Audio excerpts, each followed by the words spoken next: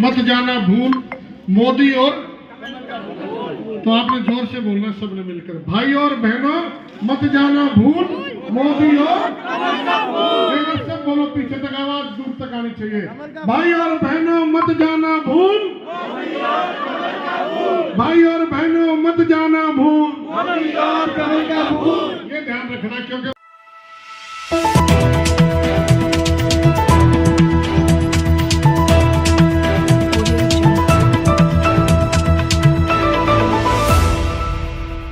जैसे जैसे चुनाव नजदीक आते जा रहे हैं वैसे वैसे भाजपा के उम्मीदवार प्रचार प्रणाली को और जोरों शोरों से बढ़ाते जा रहे हैं।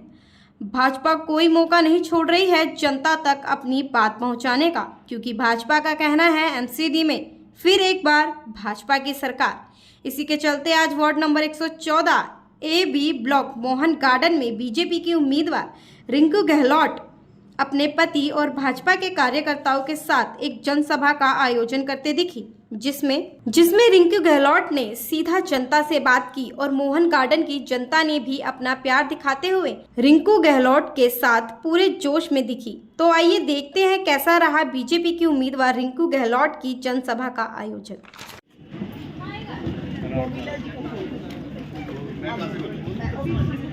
रिंकू गहलोत,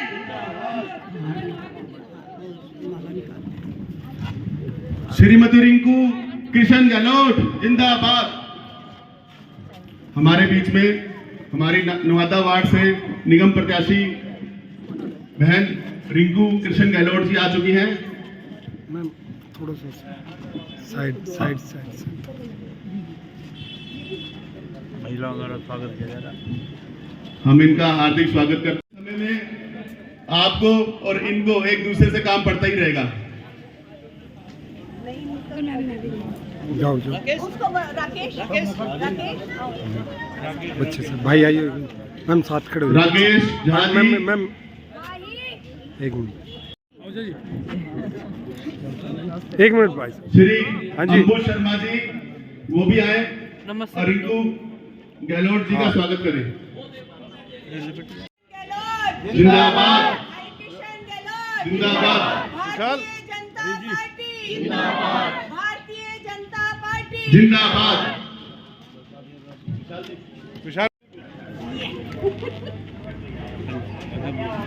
बोलो भारत माता की। करते रहेंगे। हम सब लोग किसी न किसी मंदिर से, किसी न किसी धार्मिक संस्था से जुड़े हुए हैं।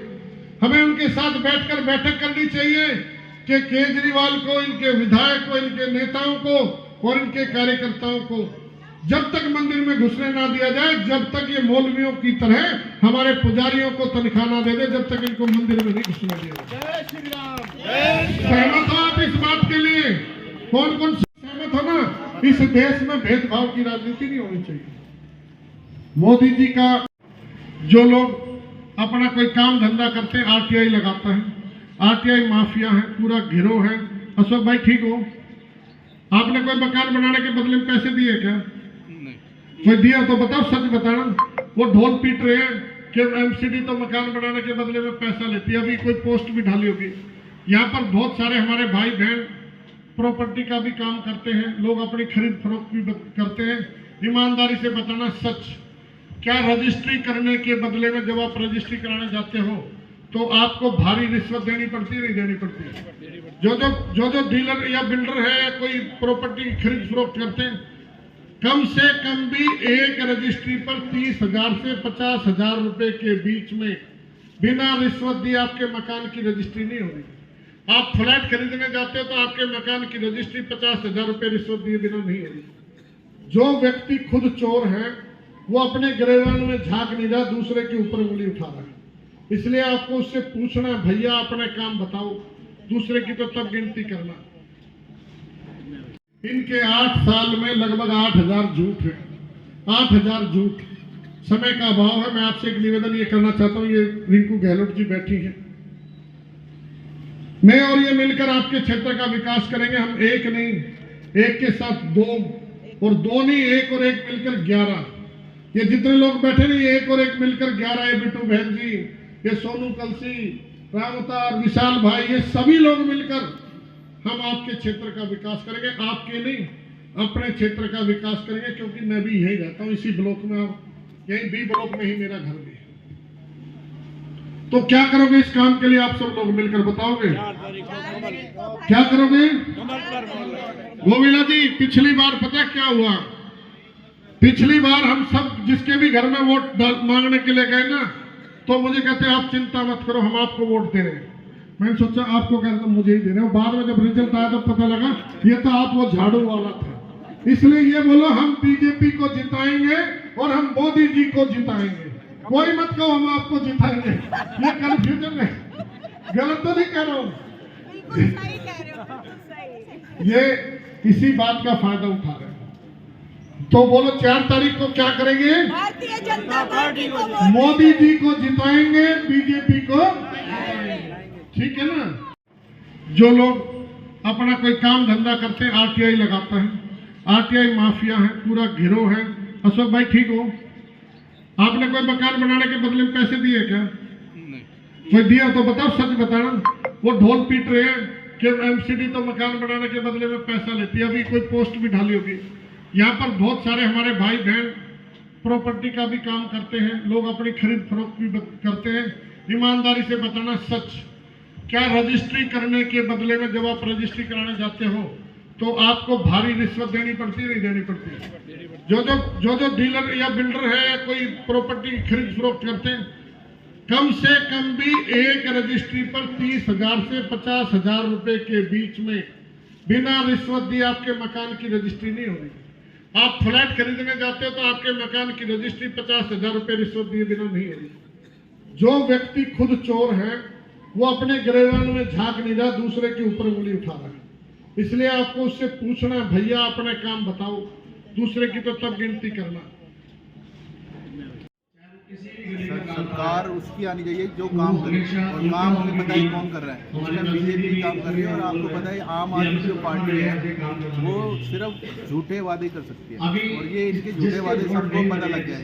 पहले क्या था कि अन्ना जी का साथ लेके जाए थे और हम ईमानदार है, और आज आप देखो शराब के ठेके इन्होंने खोले और सारे गलियों में, उत्तर गलियों में भी खोल दिए। भाई साहब आप पूछो नवादा वार्ड में एक आदमी से कितना काम हुआ है, आप गली गली से पूछोगे, बच्चों से पूछोगे तो वो बता देंगे ने कितना काम किया यहाँ पे।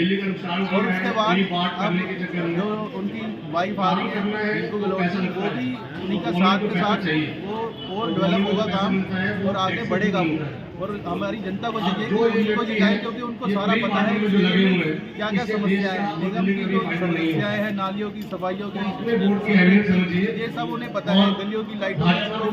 वो पुराने लोग हैं तो उनको ही जिताना चाहिए, नए लोग फिर आएंगे उनको कुछ नहीं पता, और आम आदमी को पता ही वो सब धोखेबाज है एक नंबर। भाई बहन जो हमारी माता भगवान रामचंद्र जी के दर्शन करने चलना चाहता होगा, अयोध्या चलेंगे सब मिलकर, वो सबको दर्शन करा करके लाएंगे जो चलना चाहता है। और जिंदाबाद जिंदाबाद। निवेदन एक और है, केवल इस ब्लॉक से नहीं, ये तो हमारा पानी देना किसकी जिम्मेदारी है? बिजली फ्री देने का ढोल कौन पीट रहे हैं? दिल्ली सरकार। या कोई सड़क बनी नहीं, कुछ नहीं। बाहर की मेन रोड की हालत आपको पता है, एक घंटा 2 घंटा जाम में इतना बुरा हाल होता है। आप अपने बच्चों को स्कूल छोड़ने के लिए, बच्चों को लेने के लिए जाते हो, हमारे भाई बहन काम के लिए, नौकरी के लिए जाते तो पता नहीं कितना घंटे लगेंगे। कौन जिम्मेदार है इस सब के लिए? मैं एक बात और कहना चाहता हूँ आपको, पिछले 8 साल से एक भी राशन कार्ड दिल्ली में नहीं बना। पिछले 8 साल से प्रचार देख लो, हम लोगों को राशन फ्री दे रहे हैं।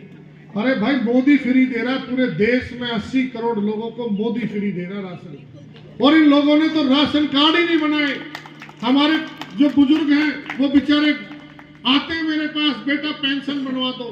मुझे मजबूरी में कहना पड़ता है, माता मेरे बाबूजी पेंशन विधायक के हाथ में है, लेकिन पिछले 8 साल से कोई एक नई पेंशन नहीं बनी। आप आरटीआई लगा के पूछ लो, गूगल पर चेक करके पूछ लो।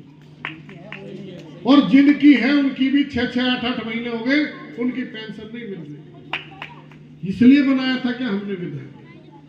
पूरे कोरोना काल को आपको याद हो तो कोरोना काल में कोई विधायक, कोई मंत्री, कोई आम आदमी पार्टी का कोई भी नेता कहीं किसी सड़क पर दिखाई नहीं दिया। कोई ऑस्ट्रेलिया बैठा था यहाँ का विधायक, इनके कार्यकर्ता अंडरग्राउंड थे। मोदी जी और मोदी जी की सेना, हमारे क्षेत्र में प्रवेश वर्मा जी, कृष्ण गहलोत, इनके सब साथी सड़कों पर घूम रहे थे। भाई किसी को कोई जरूरत हो हमें बताएं। हम मास्क बांट रहे थे, हम क्षेत्र में सैनिटाइज करा रहे थे, हमने लोगों को ऑक्सीजन सिलेंडर उपलब्ध कराए, हमने लोगों को ऑक्सीजन कंसंट्रेटर उपलब्ध कराए, और जब भी काबू नहीं आया तो हमने नगर निगम स्कूल में टेम्परेरी अस्पताल भी बनवा कर किए कि हमारा कोई परिवार का सदस्य, हमारा कोई बुजुर्ग कोरोना से चला ना जाए। सब चीजों का पता है आपको। एक दिन मैं यहाँ से निकल रहा था, मैं अक्सर इन्हीं गलियों से निकलता हूँ। एक 10वीं क्लास में पढ़ने वाला बच्चा, 8वीं क्लास में पढ़ने वाला बच्चा मुझे कहता है, कृष्ण अंकल, उन्होंने आवाज देकर मुझे रोका, कृष्ण अंकल सुनो। मैंने सोचा इस बच्चे को कोई पढ़ाई में दिक्कत है, शायद कोई स्कूल की परेशानी। मैं रुका, मैं कहा बताओ बेटा क्या बात है। कृष्ण अंकल, ये शराब की दुकानें बंद करवा दो। मेरे पापा पहले रात को पी के आते थे, जब से फ्री करिए ना इस केजरीवाल ने एक के साथ एक फ्री, मेरे पापा दिन में भी पी के घूमने लग गए। दिल्ली को शराब की मंडी बनाने वाला कौन था? फ्री बिजली और फ्री पानी देने वाले लोगों ने हमें पानी और बिजली तो फ्री दिया नहीं, लेकिन शराब की मंडी बना करके छोड़ दी थी। आपको ध्यान होगा मेरे भाइयों बहनों, हमने संघर्ष किया, भारतीय जनता पार्टी ने संघर्ष किया, और वो संघर्ष आपके सहयोग से रंग लाया। दिल्ली में शराब की दुकानें बंद हुई, हमने दिल्ली को शराब की मंडी बनाने से बचाया। भारतीय जनता पार्टी हमेशा हमेशा कभी भी कोई भी संकट हो देशवासियों पर, दिल्ली वासियों पर, कभी छोड़कर नहीं भागती, उनके साथ संघर्ष में खड़ी रहती है।